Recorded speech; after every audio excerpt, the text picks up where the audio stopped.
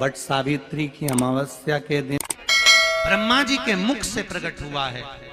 सौभाग्यवती नारियां अखंड सौभाग्य के लिए बट सावित्री का व्रत आप लोग करते होंगे, कई लोग अखंड सौभाग्य के लिए करेंगे, क्योंकि इस बट के पेड़ के नीचे भगवान विष्णु शंकर जी से विनती करे थे वर के लिए, इसलिए अखंड सौभाग्य का देने वाला जिसका प्रॉपर्टी का झगड़ा चल रहा हो, अदालत में कोई केस चल रहा हो, किसी भी चीज का केस, अदालत में अगर किसी भी चीज की अगर केस चल रहा है तो बड़ के पत्ते के ऊपर बालू मिट्टी का शिवलिंग बना, बालू रेत का, बड़ के पेड़ के नीचे ही उसकी पूजन करें, उस पे 3 चम्मच दही चढ़ा दें, अपनी मनोकामना कर कर दही चढ़ाकर उस दही को चम्मच में वापस लेकर जाए, शंकर जी की पूजन कर कर उसको विसर्जन करें। वो दही जो लेकर आए, जब अदालत कार्रवाई हो और आप केस के लिए अदालत में जाएं, उसको चंदन में मिलाकर तिलक कर कर जाइए, आपका काम विजय प्राप्त होगी, काम फतेह हो जाएगा। बटकेश्वर महादेव का स्मरण करने से कार्य की सिद्धि होती है। जिस बच्चे का एग्जाम में पास नहीं हो रहा हो, अच्छे नंबर नहीं आ रहे हो, वो भी इस दही का तिलक लगाकर जा सकते। बटकेश्वर ऐसे भगवान शिव विराजमान हैं। 16 श्रृंगार में नारी के हाथ की चूड़ी का कलर अलग हो सकता है, चूड़ी की डिजाइन अलग हो सकती है, चूड़ी अलग हो सकती है, चूड़ी महंगी सस्ती हो सकती है, मंगलसूत्र की कीमत ऊंची नीची हो सकती है, पांव की बिछुड़ी की कीमत ऊंची नीची हो सकती है, कान के कुंडल की कीमत ऊंची नीची हो सकती है।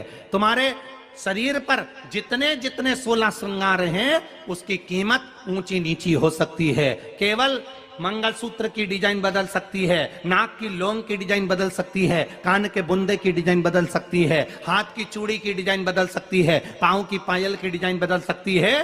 केवल नारी के 16 श्रृंगार में एक श्रृंगार ऐसा है जिसकी कीमत जो पहले थी वही कीमत आज तक है और उसकी डिजाइन आज तक नहीं बदली। वो मांग का सिंदूर है, एक जैसी डिजाइन है और एक जैसी कीमत है। सारे श्रृंगार की कीमत अलग, पर मांग में जो सिंदूर डाला जाता है वो एक कीमत का होता है, एक डिजाइन का होता है और एक जैसा होता है, और वो सबसे भारी होता है। सावित्री यमराज से कह रही है मेरे पति को छोड़ दो। यमराज कह रहा है सावित्री तेरा पति मर चुका है, मांग के सिंदूर को पोंछ दे। सावित्री कहती है पूरा श्रृंगार उतार दूंगी पर मांग का सिंदूर नहीं पूछने दूंगी। तब यमराज ने कहा जब तक तू मेरे मांग का अपनी मांग का सिंदूर नहीं उतारती तब तक तू मेरे पास नहीं आ सकती।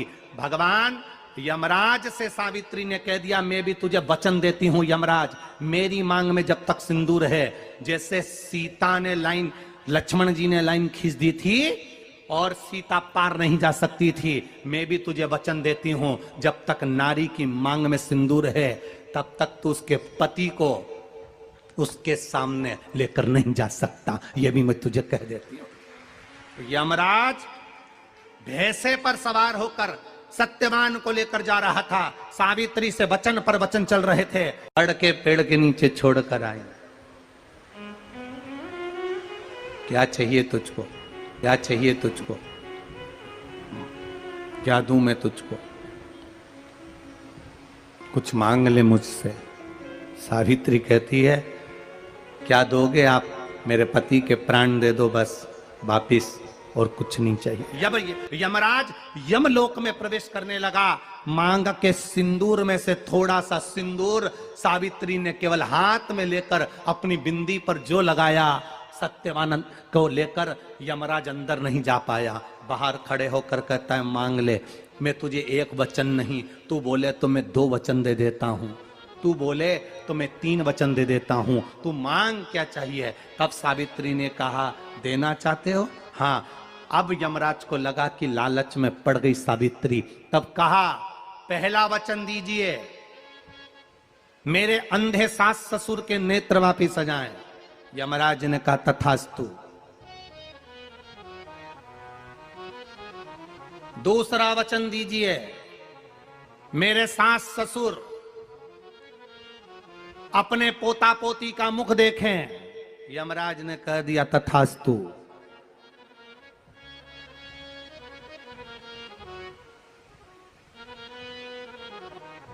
जाओ। यमराज जाने लगे, फिर आग जलने लगी।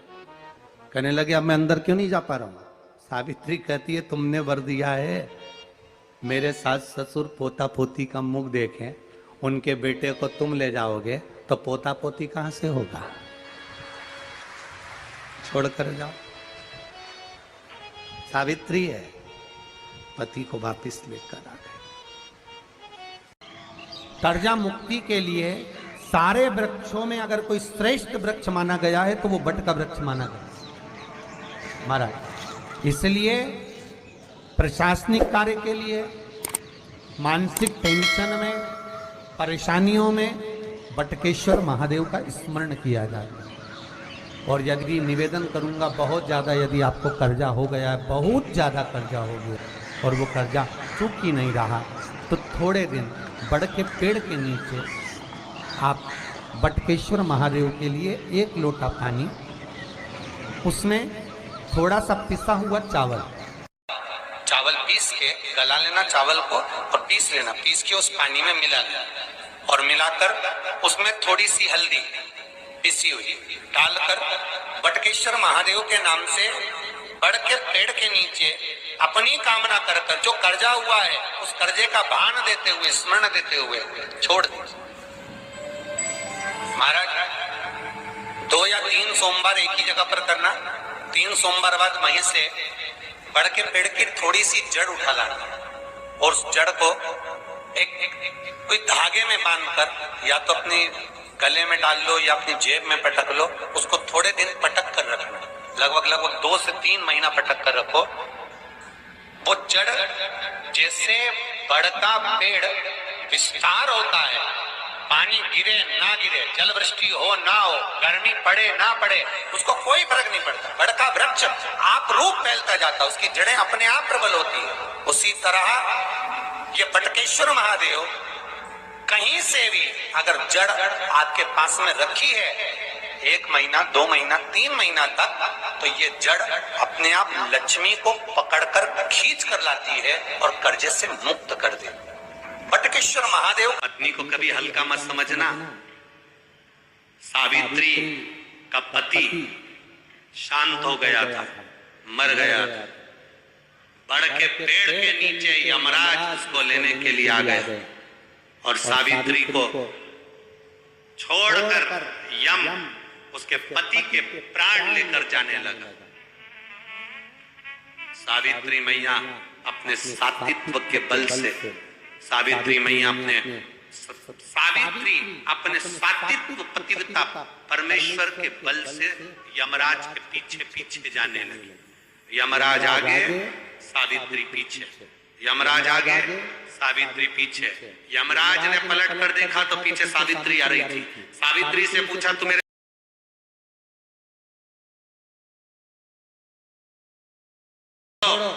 यमराज ने कहा इसका अंतिम क्षण है, मर चुका है, जाओ नीचे उसके शरीर का अंतिम संस्कार करो, नहीं तो कोई जानवर खा जाएगा। सावित्री बोली मैं जाने वाली नहीं हूं, मेरे पति को छोड़ो। यमराज कहते हैं हम जिसको पकड़ लेते हैं उसको छोड़ते नहीं है। यमराज लेकर जाने लगे, सावित्री और पीछे चली। सामने यमलोक था, अंदर सावित्री जाने लगी तो यमराज ने रोक दिया। रोक, कहां जा रही है तू, अंदर क्यों प्रवेश कर रही है, मेरे पति सत्यवान को छोड़ दो। यमराज प्रसन्न होकर बोले सावित्री आज मैं प्रसन्न हो गया तुझ पर, क्योंकि तू मेरे दरवाजे तक आई है, मांग तुझे क्या चाहिए। सावित्री कहती है मुझे 2 वर दे दो, मुझे 2 वर दे दो। अब तो यमराज प्रसन्न हो गया, ये अपने पति को भूल गई, इसने अपने पति को छोड़ दिया। ये अपने पति को भूल गई, इसने अपने पति को छोड़ दिया।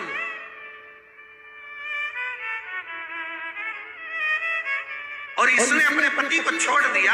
अब ये कुछ मांगेगी, 2 वर मांगेगी तो मैं इसको 2 वर दे दूंगा। यमराज प्रसन्न हो गए, अपनी पति को छोड़ा इसने। यमराज ने कहा अपने पति को छोड़कर जो तू 2 मांगेगी मैं दे दूंगा, बस पति मत मांग। तो सावित्री ने कह दिया नहीं मांगूंगी पति। ठीक है, मांगो। सावित्री ने कहा पहला वर दीजिए। मेरे सास ससुर की आंख में रोशनी नहीं है, उनकी आंखों से दिखता नहीं है, बस इतना सा वर दे दो, उनकी आंख की रोशनी आ जाए और वो अपनी गोद में अपने पोते को खिलाएं, बस ऐसा वर दे दीजिए। यमराज प्रसन्न हो गए, इसने पति नहीं मांगा, तथास्तु। अब यमराज ने कहा दूसरा वर मांगो। सावित्री बोली दूसरा वर दे दीजिए। मेरे सास ससुर आज तक कोई तीर्थ करने नहीं गए, मेरे सास ससुर का जो बेटा है वो उनको तीर्थ कराए, बस ये व्रत दे दो। यमराज ने कहा इसने अपने पति को नहीं मांगा, तथास्तु। अब यमराज ने कहा जा सावित्री के कहां जाऊं? आपने कहा था मेरे सास ससुर जब आंखों से रोशनी पाए अपने पोते को खिलाएं, पति तुम ले जाओगे तो पोता आएगा कहां से? पति तुम ले जाओगे, पोता कहां से आएगा? और यदि मेरे सास ससुर के बेटे उसको तीर्थ कराएं तो मेरा पति अगर तुम ले जाओगे तो उनका बेटा ही तो है, तीर्थ कराएगा कौन? यमराज प्रसन्न हो गया, उसने उस सत्यवान को वापिस लौटा दिया। वो सत्यवान सावित्री। तो जितने भी यहाँ पर मेरे जीजा उन बैठे हैं और जितने आस्था चैनल पर कथा सुन रहे हैं, जितने मोबाइल पर कथा सुन रहे हैं, तुम अपनी पत्नी को कभी हल्के में मत लेना, बिल्कुल हल्के में मत लेना। तुमसे ज्यादा बल व्रत का, उपास का, भजन का ज्यादा बल, तुमसे ज्यादा बल इनके पास रहता है। तुम सोचो कि बोल रहे हो कि मैं मंदिर में हूं, उसको बिना घंटी के घंटी बजती है दिमाग, वो तुरंत पहचान जाता, तुरंत। अपने पति को धर्म पत्नी अच्छे से जानती है कि ये झूठ बोल रहा है, ये गलत बोल रहा है, तो भी वो उसको स्वीकार करती है। उसी तरह परमात्मा को मालूम है कि ये झूठ बोल रहा है, उसके बाद भी वो स्वीकार कर यहाँ तक बुला रहा है, ये उसको मालूम है।